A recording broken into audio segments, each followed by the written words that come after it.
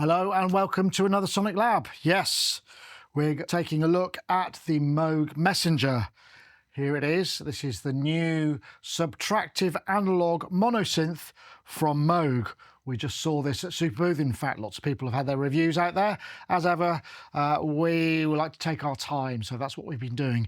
And in fact, if you're a Patreon member, I've posted a video saying if you've got any questions for this review, and I'll hopefully answer some of those in this review. But if that's the sort of thing that you're interested in, then do check out the Patreon. While I'm at it, I suppose, I will probably do some samples of this, and we've got a brand new Patreon sample instrument, which will be coming up. We've done with Venus Theory, so it'll have a load of extra synthesis capabilities. But coming back to the unit, this is a 2 oscillator analog monosynth with 16 by 16 memories. It's programmable, 16 banks, 16 patches. We got a pair of oscillators, multi-mode filter, a pair of envelopes, LFO and a secondary LFO, and a sequencer and arpeggiator. Very simple on the front of it, very sort of basic, but nicely conceived. Good solid metal case, 31 key keyboard with aftertouch. Those nice Moog pitch and mod wheels that we've come to remember fondly. And it's sort of got enough Mooginess. In fact, I didn't go on about it, but when I met them at Superbooth and we had a presentation with Eric, he was saying, you know, how proud they were, because this is really the first synth that has been built under InMusic from the beginning to the end, so from the design phase to the manufacture phase. And I guess that is a big deal because the previous synth that we looked at, the Muse, sort of started out before they were acquired.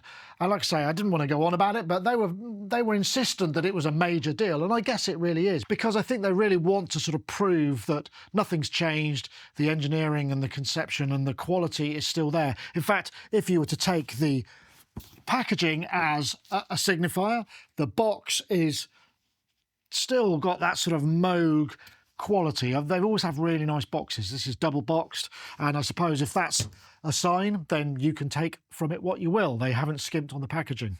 So let's start with the oscillators.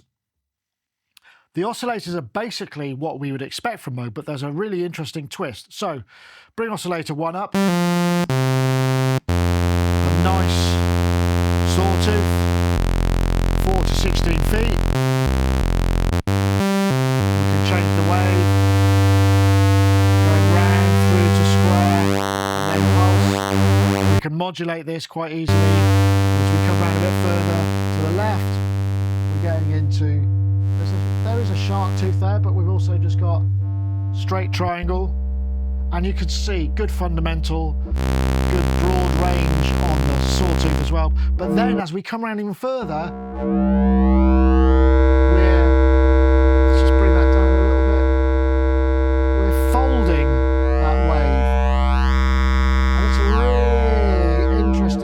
harmonic, and this is something new, and I quite like that because, you know, it takes us away from the sort of standard Moog waveforms.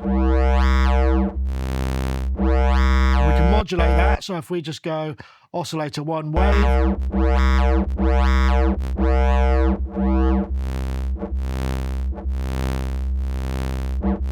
we could get some really interesting shapes. Almost wub straight away, isn't it? So 2 oscillators, if I go back to a saw,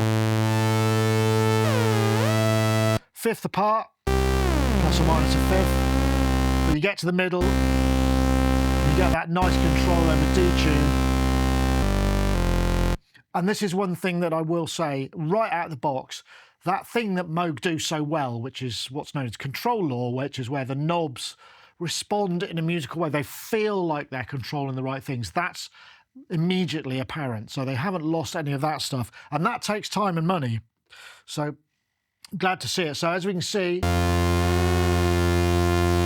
in the middle, we've got a little bit of finesse control, and then we've got more control either side, but it just means that center point gives us a little bit more of that.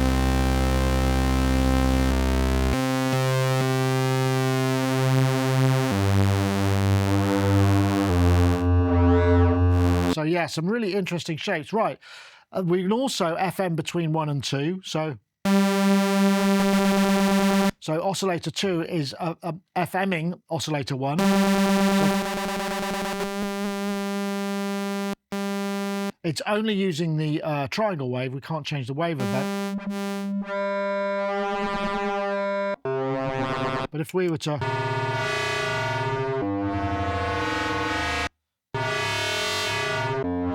get some really interesting, and there's lots of little sweet spots in there as well. So take that out. Okay, oscillator 2, and then we've got a sub-oscillator as well. And the thing that's interesting about the sub-oscillator is we've got a variable sub-wave. So we go from triangle, which again has got a huge fundamental down there. We bring it round into square and through pulse width. And yes, you can modulate that. So if we go to subwave,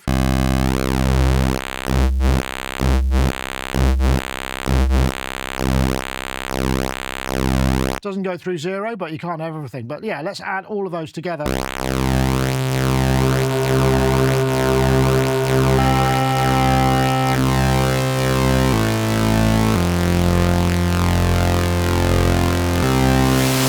And then we've got noise as well, which is white noise. This mixer doesn't saturate. I mean, obviously, if you add all of them together, it's going to drive a bit into the filter, but it's not one of those mixers that, I can't remember the model name, CP3. Anyway, it's not one of those which saturates internally. We have other ways in which we can saturate. So I guess that brings us onto the filter. I'm just going to press and hold to init to get another patch. Let's bring that down a couple of octaves. So this is a four-pole ladder filter.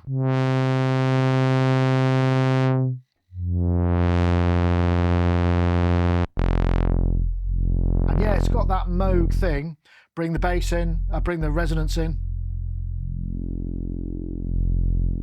You can see the bass is dropping off there.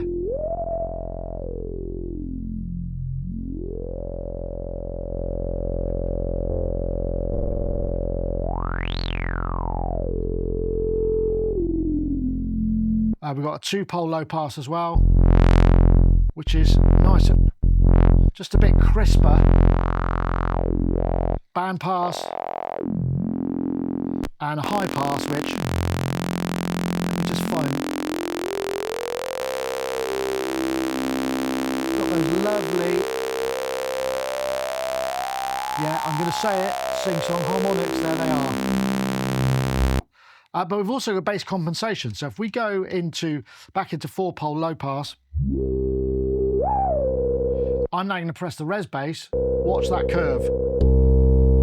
It's all that bass that comes back in.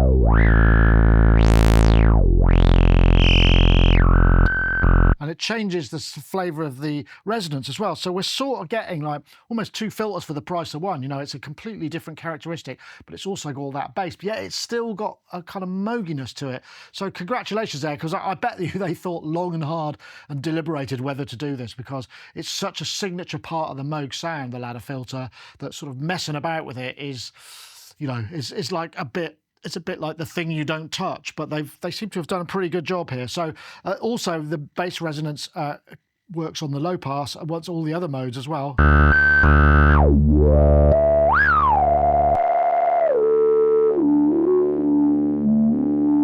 Again, really nice harmonics, changes the whole.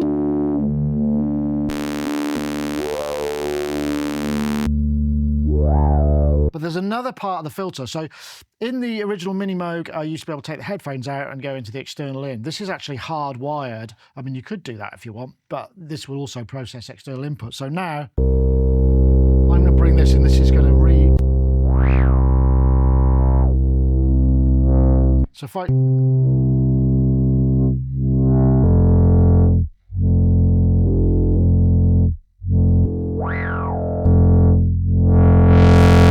just the amount of saturation. I mean, I think this is pre-filter. So instead of the sort of multi-drive like the Sub 37, we're just using this, and this is sort of now a really integrated part of the filter.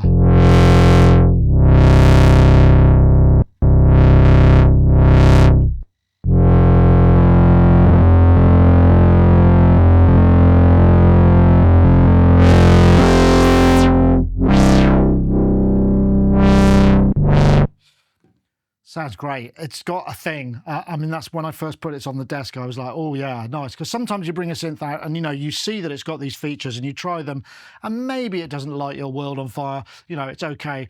They've obviously spent that time. You know, the engineers are probably going to be delighted that I say this, but it feels like they've kept the things that make you go, ooh. It's not just ticking boxes of features. The things they've done seem to have made a difference to the sort of fundamentals of the sound while retaining that Mooginess. As I said, somebody asked in our Patreon questions, does it sound like a Moog? I would say yes. So let's start with bank 1, patch 1. Always a good place to start. That's where you put your best sound. So let's see what this is.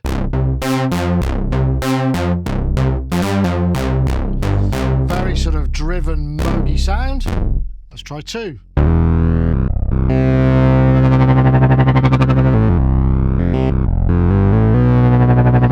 Nice, that amplitude modulation there combined with the cutoff.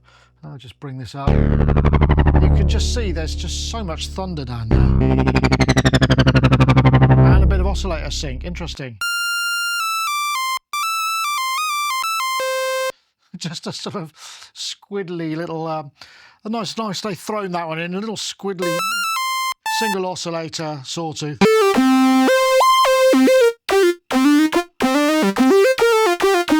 Let's have a look at there's the sequencer playing.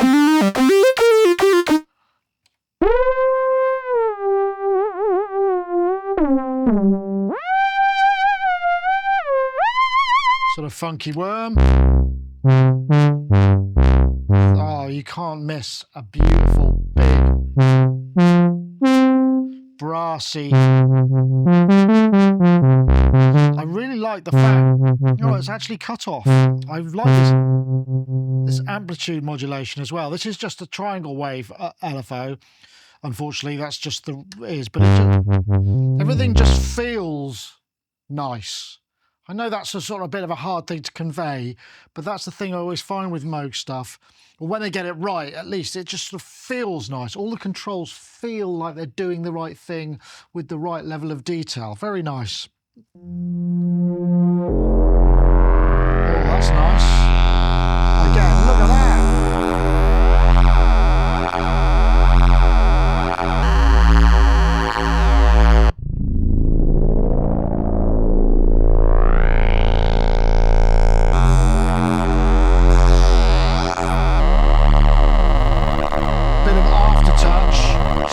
On and bringing in a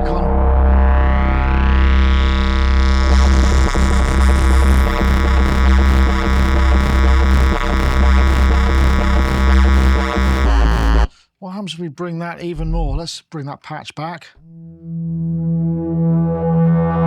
Add that feedback.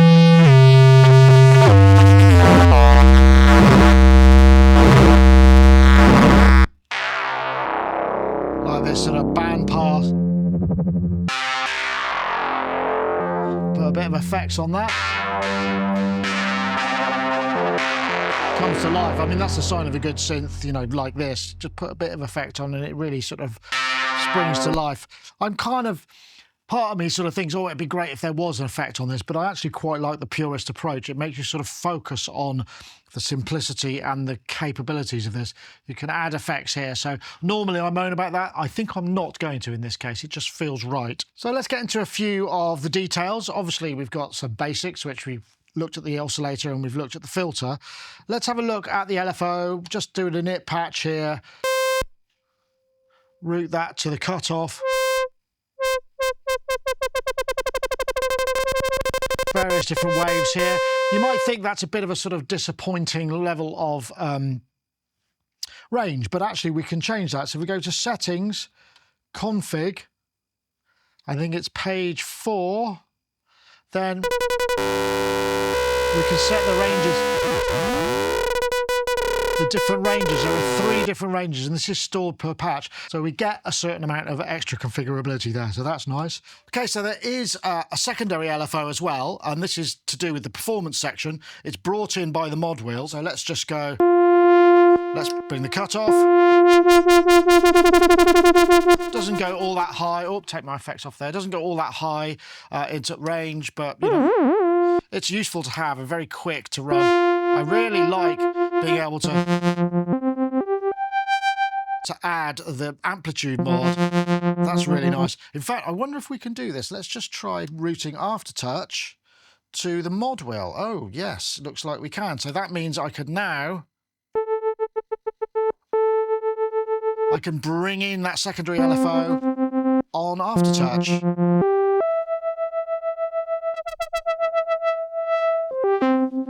That's good. Didn't know that. Anyway, so that's the second LFO. So just looking at the envelopes now, got another init patch. Just going to bring down this and take up the envelope amount.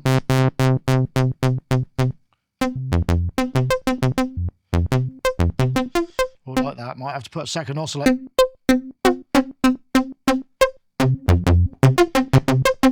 Nice electro kind of arpeggiator that could be. But let's have a look. Bring a bit of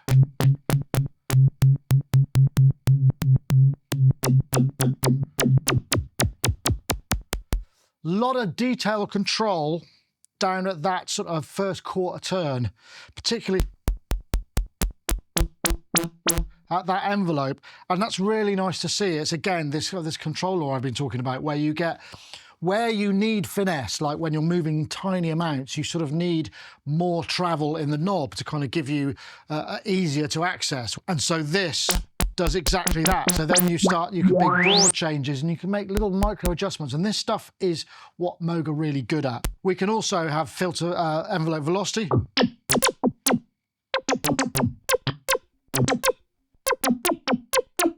Multi-trig.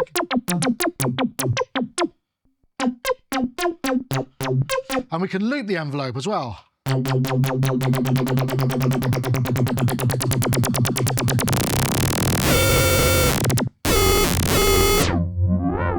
that goes quite high into audio rate.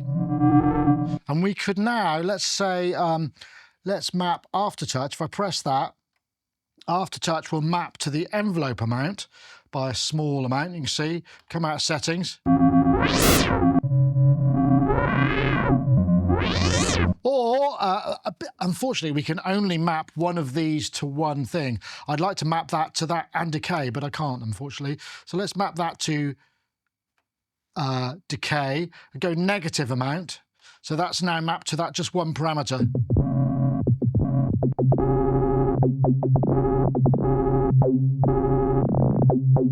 So I've now got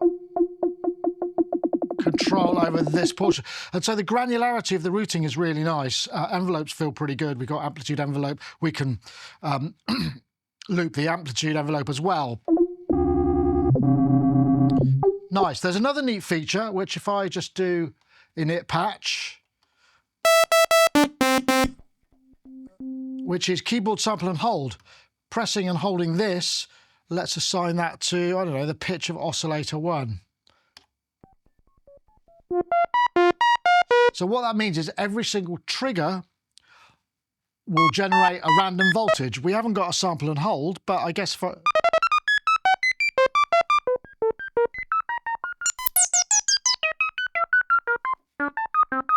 I can create this kind of like generative...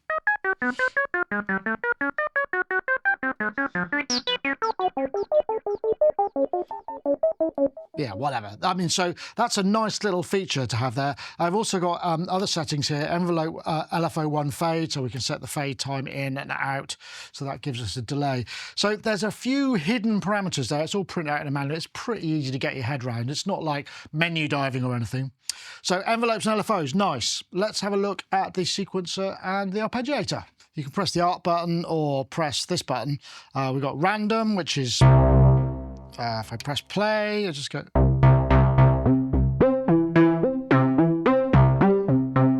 Or we can go into a pattern mode. And that's where we get to the settings. So we've got art patterns. There's a variety of different patterns. I won't go into all of them, but there's probably something that suits your need. And if you just go back to the art, you can switch individual steps on or off. All of this stuff is remembered per patch once you save it. You can set the octave, which goes from 1 octave up to 4 octaves, but there are all these different flavours. So you go up to sort of 10 and it'll do various different things. You can hear it's picking up the velocity for each note.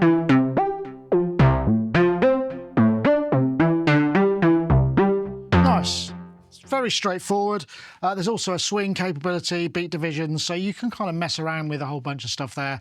And it's a pretty decent and not too fiddly to use. Okay, we're going to go into sequence mode.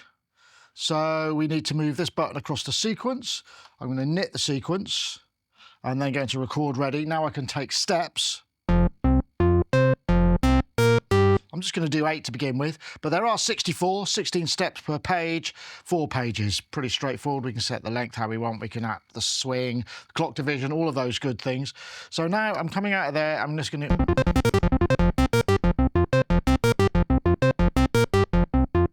Some cool things I like about this. We go to the gate length. I like sort of messing with the gate length is pretty nice. Let's go to 8. You'll notice also that the sequencer takes note velocity, and gate length. Those are the things that it will record. But there's also another mode which is parameter recording. So we press and hold the sequence, it flashes. That means now, I can take a and I'm just gonna, that means I've recorded that. I'm gonna put this, that's good. I'm gonna program a,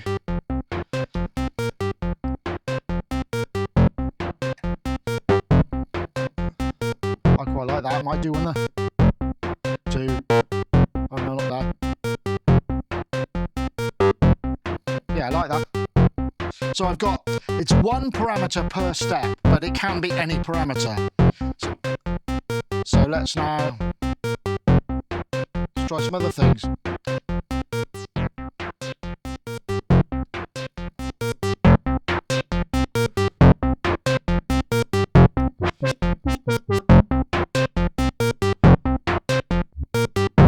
So what you will notice is you would think that that would be the parameter I'm recording. Actually, it's relative. So it's down to, so if I'm going this way, it's less than the original value. And if I'm going this way, it's more. So it's a sort of relative one. So that means that you can change the parameters on the front panel and the automation will still work, but it'll be relative. So if I wanted to put an attack on there, I needed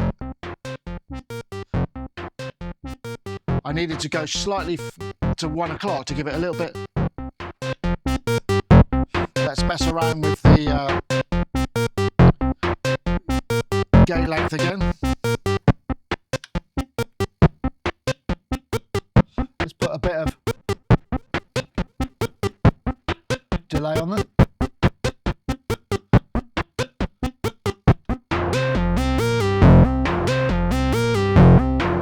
Yeah, I like that.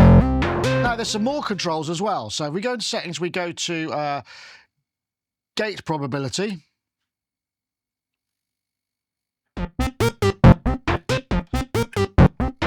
Actually, so now I can say I'll take that step and I can turn up or down the probability of it happening.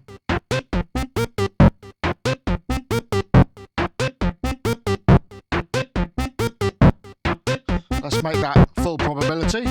So come out again. There's also note probability, which is kind of cool. So we press note probability and let's say, let's have these last 3 notes. We'll now just sort of randomly select a note.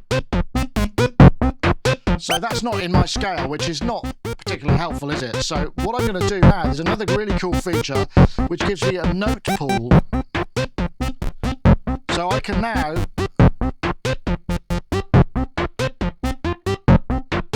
play the notes I want that to choose from. So if I made that an A,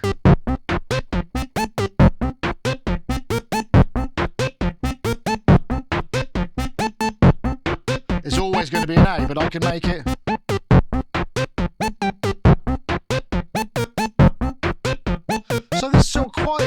pretty cool. Some quite cool stuff there. Let's go back to my gate length.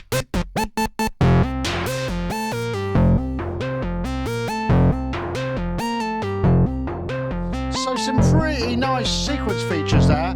We can get some really interesting things, and that's stored per patch. I put a little blue note in there that's occasionally.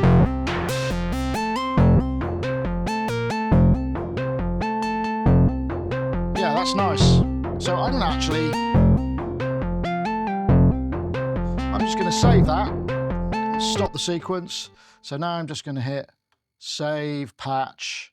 Let's make it, I don't know, ooh, where am I? Bank, let's go 16 patch 1. So now I've got my sequence. Oops. I like that, that's nice. And I can real-time dub on by going into record. I can also transpose.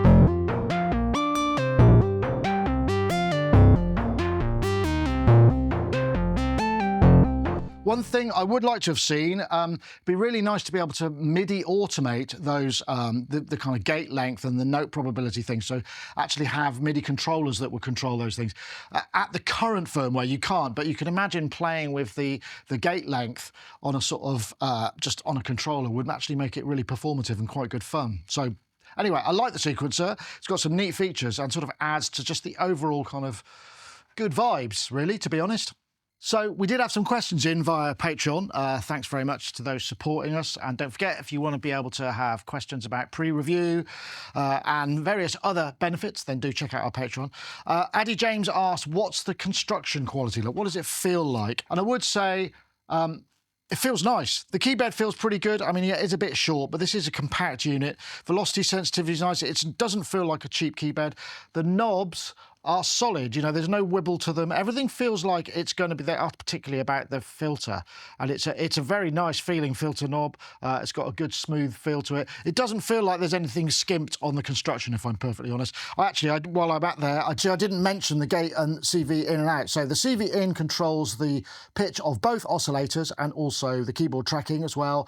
Gate in is as you'd expect, and CV out just sends out the keyboard, CV out and the gate out as well. These are both in 3.5-inch mini jacks, and they are volt per octave and Eurorack kind of format essentially. I did get another question from Mylar Melodies actually. Basically, all of the knobs transmit and receive controller values. Some of the knobs are just basic CCs. The rest of them are what we call 14-bit controllers. That means it's got an MSB and an LSB, which kind of means that you need 2 controller values to control them. But that's because there's a very broad resolution. So there's 16,000 steps. So you use a controller 1 value to set the initial value and controller 2 to set the secondary value. So effectively, the first one is like coarse and the second one is fine. That gives you all the incrementation. It is possible to set up just CC controls. They're not NRPN, they're 14-bit, so you do need something if you're going to automate them that can speak. So you need to be able to put the CC1 value and CC2, so that's the LSB and MSB. I actually set this up. This is the roto control, just to sort of see how it would work. So I'm just going to bring that in, and I'm using the roto control because the roto control allows me to record some controller values on these knobs. So I'm just going to erase what's in here. This is also outputting clock, which will run the sequencer. So if I now go to here, I've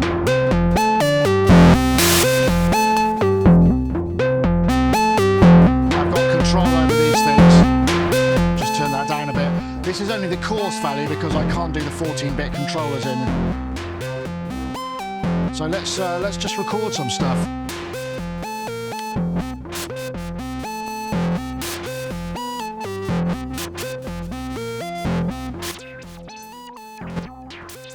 Go that ping pong. Let's record some other things.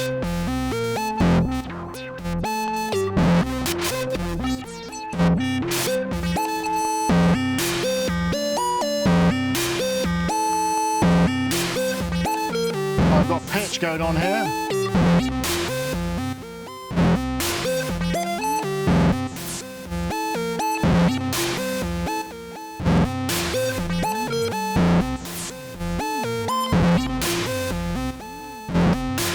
can get pretty crazy with it, I guess. And that's so, the answer was, I think Mylark was asking, how crazy can you go? Can you control everything from the front? And the answer is yes, you can. I mean, this was just the easiest way I could illustrate it, but I think it will go pretty fast. The only thing is you will need something that, if you want that fine-grained control, you'll need NRP, not NRPN, you need 14-bit values, which means you put in 2 controller values and it puts together the data to give you the fine control. So yes, that does work. So I guess now it comes down to my final thoughts on this. I was less enthusiastic, I think. Yet another Moog analog subtractive monosynth. I mean, you know, could be a bit of a yawn, couldn't it? But the thing is, when Moog get those things right, it really is a thing of beauty. I remember when I reviewed the Sub 37, I felt much the same. But actually, the hands-on of it is a completely different experience. And this is very much the same sort of thing. It's got that same immediacy. It does those lovely things. And it's got a very wide range of sounds. Moog have done some clever things. Adding the bass compensation to such a degree. They haven't gone polite with it. They went massive, and it's so you can really crank it and get some huge sounds. It will drive without having to have multi-drive because you can use the feedback. It will do lots of things that perhaps you wouldn't expect. Some nifty, some really nice sequence of functions. I like, for instance, the sample and hold on the keyboard, another nice little feature. So it is a bit of a shame that we can't play it duophonically in sort of paraphonic mode like we could with the Sub 37. I had some lovely patches on that. But big shout out to Loopop. He's created an app, if you go to apps.looppopmusic, that takes the MIDI input and MIDI output. It's done via web scripting and MIDI processing using web MIDI. And it takes the input, and if you play a second note, it gives you the interval between it and then sends the relevant tuning information to the second oscillator. So you can kind of fool it into playing duophonic. It'd be nice if they did include that in a firmware update, but in the meantime, Loopop's done some great work there. Thanks, mate. Anyway, thank you so much for watching. I hope to see you next time. Don't forget to check out our Patreon for lots of extras. I'll be doing some samples on here as well for Decent Sampler, so stay tuned. See you next time.